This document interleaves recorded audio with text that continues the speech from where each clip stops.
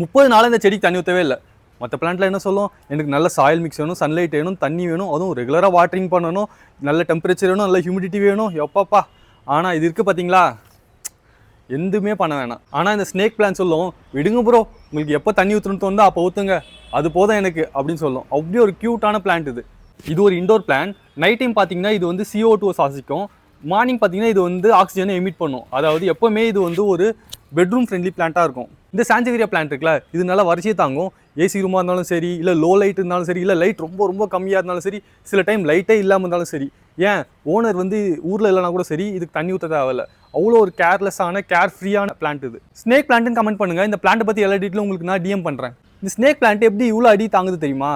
Camel வந்து பாலைவனத்தில் வாழும்போது முதுகில் தண்ணி ஸ்டோர் பண்ணி வச்சுக்கும் பார்த்தீங்களா, அதே மாதிரி இந்த பிளான்ட்டும் இதோட லீஃபில் நிறைய வாட்டர் ஸ்டோர் பண்ணி வச்சுக்கும்.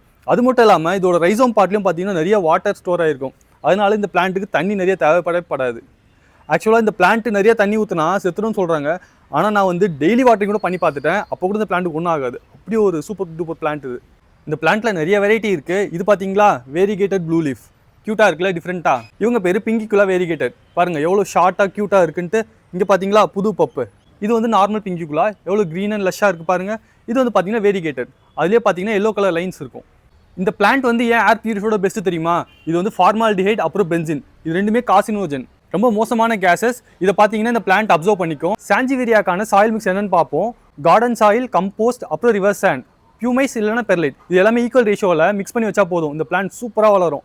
அப்புறம் ஃபர்டிலைசரை பற்றி இந்த பிளான்ட் கிட்ட கேட்டிங்கன்னு வச்சுக்கோங்களேன், என்ன தெரியுமா சொல்லும், ப்ரோ நான் டயட்டில் இருக்கேன், அதனால் எனக்கு 2 months ஒன்ஸ் மட்டும் ஃபர்டிலைஸ் பண்ணுங்கள், அது போதும், அதுவே எனக்கு ரொம்ப அதிகம் அப்படின்னு சொல்லும். மறக்காமல் ஃபாலோ பண்ணிவிடுங்க. இந்த பிளான்ட் எப்படி ப்ரொபகேட் பண்ணுறதுன்னு நெக்ஸ்ட் வீடியோவில் பார்க்கலாம். இங்கே பார்த்தீங்களா பிங்க் கலரில் இருக்குது. பாய்.